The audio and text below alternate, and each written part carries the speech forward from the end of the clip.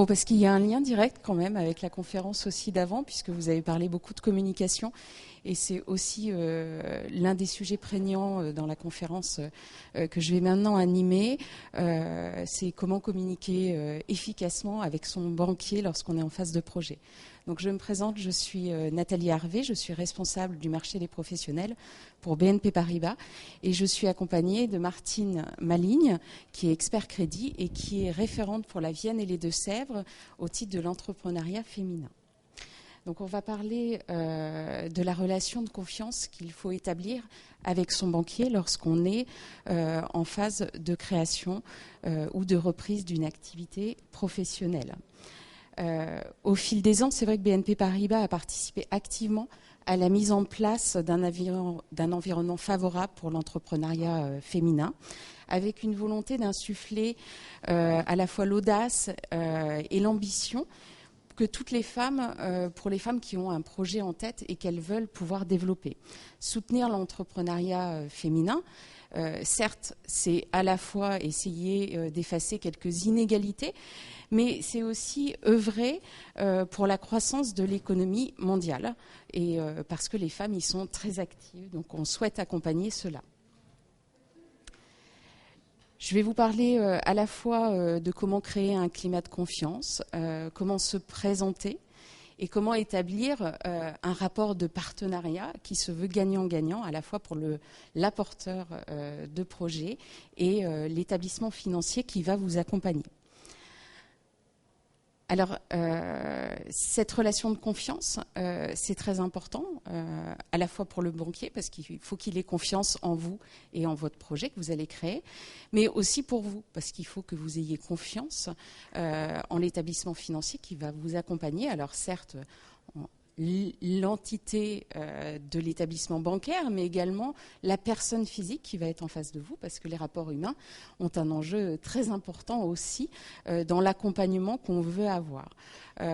Pour ça, il faut que vous soigniez votre présentation, parce que c'est pas un entretien d'embauche, mais un établissement bancaire, certes, va vous accompagner parce que votre projet, il est viable, mais également pour la personne que vous êtes en tant que porteur de ce projet, parce que c'est toute l'ambition, l'énergie, l'engagement que vous allez apporter dans ce projet et de la manière dont vous allez le présenter qui va faire que le banquier va avoir confiance dans votre projet et pas seulement à cause des chiffres. Donc c'est vraiment très important de mettre énormément d'énergie. Vous allez mettre beaucoup d'énergie dans la création, dans le lancement, mais toute la partie préparation aussi, c'est une partie dans laquelle on doit le ressentir, cette envie que vous avez de mener à bien ce projet.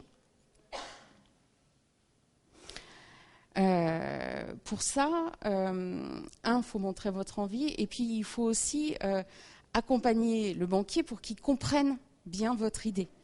À la fois ce qui vous a amené à vous lancer dans cette aventure, quelles sont vos motivations, mais également quels sont les tenants et aboutissants de votre projet, parce que mieux il comprendra votre projet, mieux il pourra vous accompagner, voire vous challenger, parce que entre le moment où vous allez avoir l'idée de la création et l'aboutissement, bien souvent, il y aura pas mal d'étapes qui se seront passées, qui vous auront fait évoluer dans votre projet, parce que vous aurez été challengé par le banquier, par exemple, mais ça peut être aussi par l'expert comptable ou bien par l'avocat qui vont être également vos partenaires, tant pour choisir la bonne structure pour pouvoir vous installer, que sur la structuration du crédit. Alors forcément, en tant qu'établissement bancaire, si vous avez des besoins financiers, on va pouvoir établir quel est le type de financement qui va répondre à vos besoins. Mais il y a aussi toutes les plateformes de cross-funding, par exemple, qui peuvent vous accompagner pour lever des fonds. Nous ne sommes pas aujourd'hui les seuls établissements qui peuvent vous accompagner financièrement dans ces projets. Et la partie financière, c'est pas une fin en soi, puisque suivant la typologie de votre projet, vous n'aurez pas nécessairement besoin de financement. Et donc, vraiment l'importance de bien se présenter. Et pour ça, on va s'appuyer sur une méthode qu'on a appelée les 4P, qui est assez connue. Globalement, c'est parler de vous, de votre passé, du présent et aussi du futur avec le prévisionnel. Pourquoi parler de vous et de mettre en avant votre CV? Ce n'est pas juste parce qu'on est en phase de recrutement, mais c'est aussi en nous racontant votre histoire, votre expérience professionnelle, peut-être vos formations aussi, que ça va permettre de déterminer quelles sont les compétences que vous avez pu développer, acquérir, que vous allez mettre au profit de votre projet. Et également, c'est ce qui va déterminer que vous êtes la femme de la situation pour mener à bien la réussite de votre projet. Le présent, il y a beaucoup d'étapes dans la reconversion. Et suivant les moments où on va se rencontrer, vous ne serez pas toutes au même niveau de la création de votre projet. Donc vous pourrez être seulement en phase de réflexion préalable sur la faisabilité, le marché. Vous pouvez être à l'étape où vous avez déjà créé la société et elle est immatriculée. Vous avez déjà établi quels allaient être vos besoins ou pas. Dans toutes ces étapes, il ne faut pas vous mettre de barrières. On est là pour vous accompagner, même si vous en êtes aux prémices de votre réflexion. Ça va pouvoir vous nourrir, tout comme les autres plateformes d'entrepreneuriat féminin, comme l'avocat et l'expert comptable aussi, vont pouvoir vous accompagner dans votre démarche de réflexion préalable. On ne veut surtout pas intervenir juste quand vous savez que vous avez besoin d'ouvrir un compte ou bien besoin d'un financement. On est aussi là pour vous accompagner dans toutes les étapes préalables pour être à vos côtés. Et bien sûr, le après, c'est le prévisionnel. Donc là, c'est l'exercice un peu plus complexe, et c'est pour ça qu'il faut être accompagné aussi d'un expert comptable, parce qu'il va s'agir de se dire, je veux faire cela, qu'est-ce qui va se passer dans les années qui vont venir lorsque je me serai lancé? Donc c'est à la fois avoir une bonne connaissance du marché, soit suivant l'activité, soit suivant la géographie où vous voulez vous installer, à la fois connaître vos concurrents, vos futurs clients, essayer d'appréhender au mieux tous ces éléments qui vont être cruciaux pour la réussite de votre projet, quelle stratégie vous allez mettre en œuvre, quels vont être vos besoins, et les besoins, ça peut être tout autant des besoins humains, si vous allez avoir besoin soit de vous associer, soit d'avoir des salariés, ou bien en termes de matériel et potentiellement du coût de financement.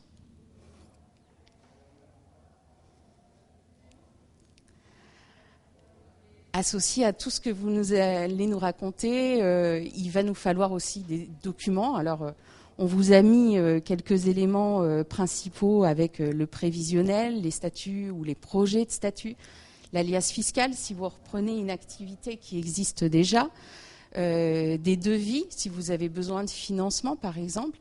Cette liste n'est pas du tout exhaustive. C'est pour vous dire que au moment où vous allez avoir besoin d'une décision, si vous avez besoin de financement, on va entrer dans une étape où il va nous falloir des éléments plus factuels.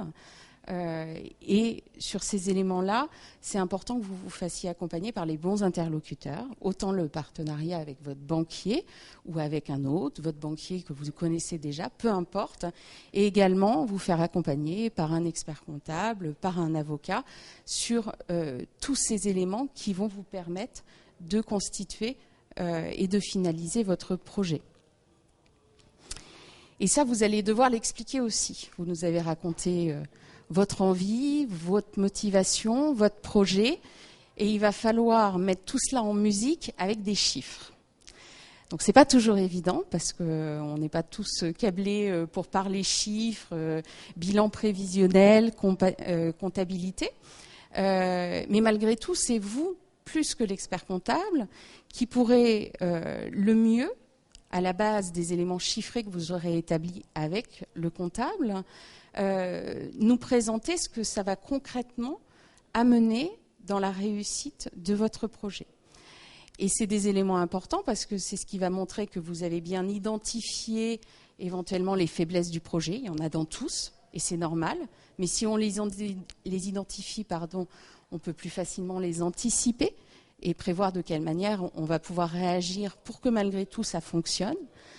Et également, il y a une partie rassurante, parce que dans un partenariat, il faut que tous se sentent en sécurité. Donc ça va rassurer le banquier d'avoir une faisabilité en termes de rentabilité, en termes de trésorerie. Et ça va vous rassurer, vous aussi, surtout en termes de porteurs, de porteuses de projets, sur la faisabilité financière. Parce que malgré tout, quand on se lance, on a envie de réussir.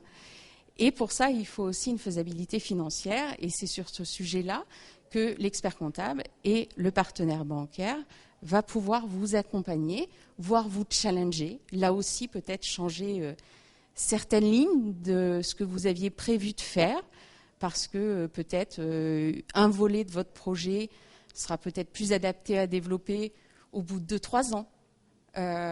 Parce que peut-être les besoins que vous aviez établis étaient sous-dimensionnés par rapport à la réalité. Voilà. Essayez d'établir au plus juste la réalité financière de votre futur projet.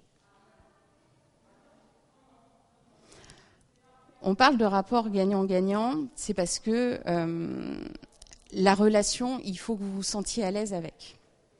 Alors, j'ai pris quelques citations de Marie-Éloi, qui est fondatrice de Bouge ta boîte. Et c'est important, dans un projet comme ça, où c'est quand même une belle aventure, vous allez avoir des hauts et des bas, vous allez avoir des non et des oui. Et donc, il faut y faire face et surtout ne pas se décourager. Pas se décourager pour un non, parce que le non ne veut pas forcément dire que votre projet il n'est pas viable. C'est peut-être tout simplement que votre interlocuteur a mal appréhendé votre projet, ou peut-être qu'il y a un point que vous n'aviez pas décelé, sur lequel il faut retravailler. En tout cas, ça peut vous permettre, par rapport aux raisons pour lesquelles il n'a pas souhaité vous accompagner, soit de modifier certaines choses, soit simplement de vous dire: cette partie-là, je ne l'ai pas assez mise en avant, je ne l'ai pas assez bien présentée. Vous peaufinez un peu votre présentation pour réajuster et pour aller chercher les oui. Et pour autant, les oui, quand vous allez les avoir, vous n'êtes pas obligé de les accepter non plus. Parce que l'interlocuteur que vous avez en face de vous, alors vous allez aller chercher des enseignes bancaires, la banque qui vous accompagne aujourd'hui, ou peut-être une autre qui est bien positionnée sur le marché que vous voulez développer. Et en face, vous allez avoir un conseiller, un humain avec lequel vous avez envie d'avoir un feeling. Vous croyez en votre projet, mais vous avez aussi envie que votre futur partenaire bancaire, il croit en votre projet.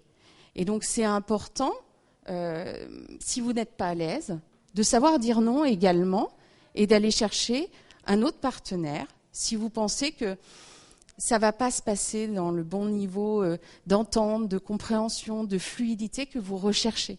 Parce que c'est aussi important pour vous d'être à l'aise, de pouvoir échanger en toute transparence avec la personne que vous allez avoir en face de vous.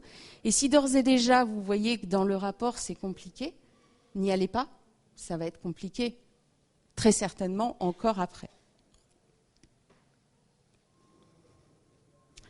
Donc au-delà du financement, BNP Paribas, comme je vous le disais, est investi dans l'entrepreneuriat féminin. Donc Martine Maligne est la référente pour la Vienne et les Deux-Sèvres. C'est vraiment l'une des portes d'entrée. Alors bien sûr, vous pouvez pousser la porte de n'importe quelle agence bancaire et on vous recevra et on vous accompagnera.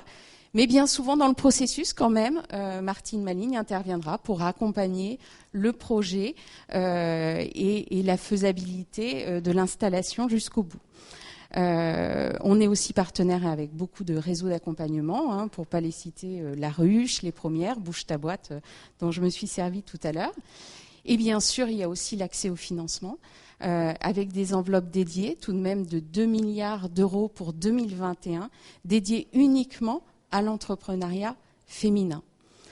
Parce que c'est des engagements forts que l'on prend et on sait que c'est nécessaire, malgré tout, de les dédier. Ça peut paraître contradictoire parce que il y a des freins naturels sur l'entrepreneuriat féminin, soit sur les interlocuteurs que vous allez croiser, soit que vous avez vous-même, parce que historiquement, la société nous a aussi, pour certaines, élevés de cette manière, avec un plafond qu'il faut savoir briser pour passer l'étape.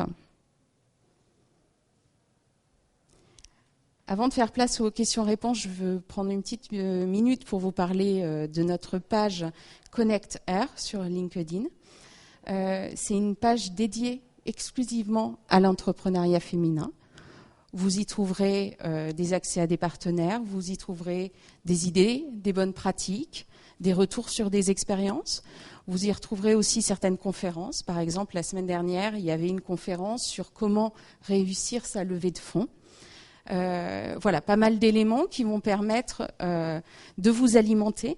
Et c'est important, et on le voit vraiment dans les réussites féminines, bien souvent, le réseau que vous allez vous créer, quel qu'il soit, a une réelle importance et influence très positivement l'évolution favorable de votre projet. Bien, j'ai terminé. Par contre, on aimerait beaucoup de questions.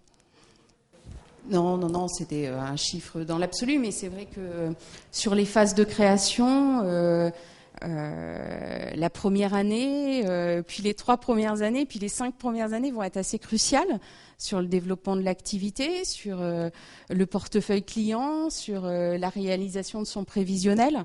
Voilà. Donc on sait que c'est les années où véritablement le besoin de l'accompagnement et du partenariat avec le banquier va être encore plus resserré. Les échanges, au début, seront peut-être presque quotidiens, et puis après, au fur et à mesure où le projet va bien s'installer, va être à maturité, va être dans son rythme de croisière un peu, même si on souhaite que ça continue chaque année d'évoluer. Forcément, les besoins que l'on a avec son partenaire bancaire vont être un peu différents. Ce sera pour aller développer peut-être une idée complémentaire ou bien un nouveau besoin de financement, ce genre de choses. Voilà. Mais c'est vrai que c'est les premières années sur lesquelles l'enjeu de trouver le bon partenaire avec qui on échange facilement est crucial.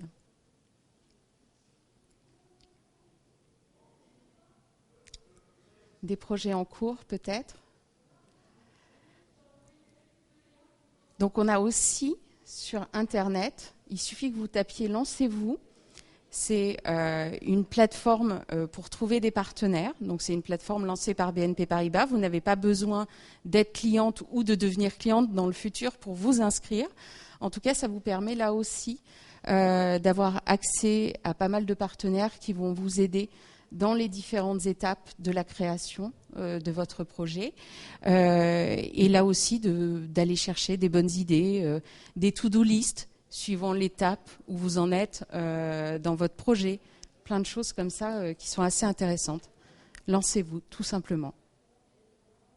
Oui. Son âge, sa santé, vous voyez, c'est automatiquement, c'est-à-dire vous n'allez pas avoir le même regard sur une jeune entrepreneuse de 35 ans en pleine forme et une personne en reconversion professionnelle beaucoup plus âgée, qui est potentiellement pour avoir des soucis de santé. Alors c'est intéressant, mais pour le coup, ça a valeur vraiment de se dire qu'on va partir sur des préjugés pour évaluer la capacité d'une personne. Et pour le coup, notre évaluation, comme je vous le disais, elle va plus se baser sur, après tout, c'est aussi une chance d'avoir de l'expérience qu'on va pouvoir mettre au profit de sa reconversion. Parce que quand on est jeune aussi, parfois on a des diplômes mais on n'a pas d'expérience. Donc c'est un juste équilibre et ça va plus être votre énergie et les compétences que vous allez mettre au profit de votre futur projet, que votre compétence elle vienne soit de vos études, soit de vos expériences professionnelles passées. On va en tenir compte et c'est ça qu'on va regarder. On ne va pas regarder votre âge.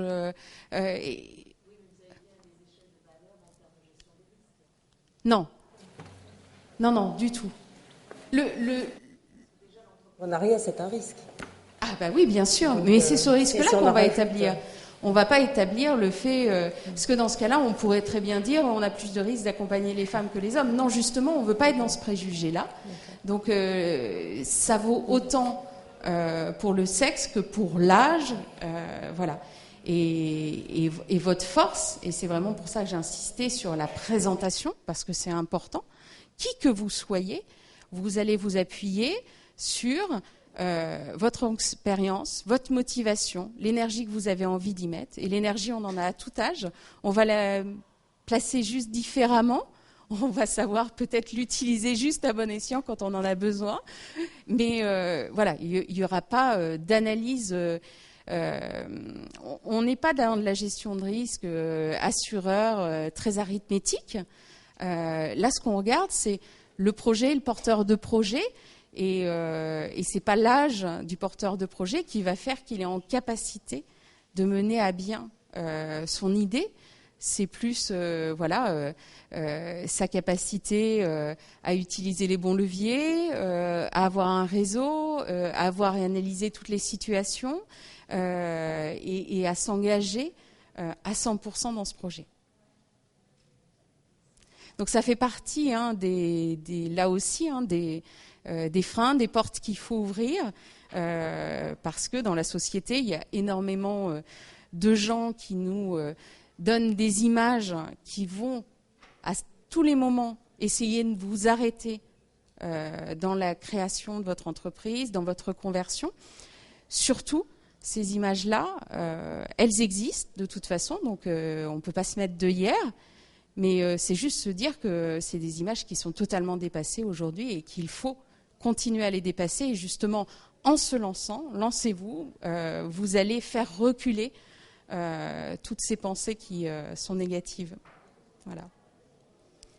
Merci de votre attention.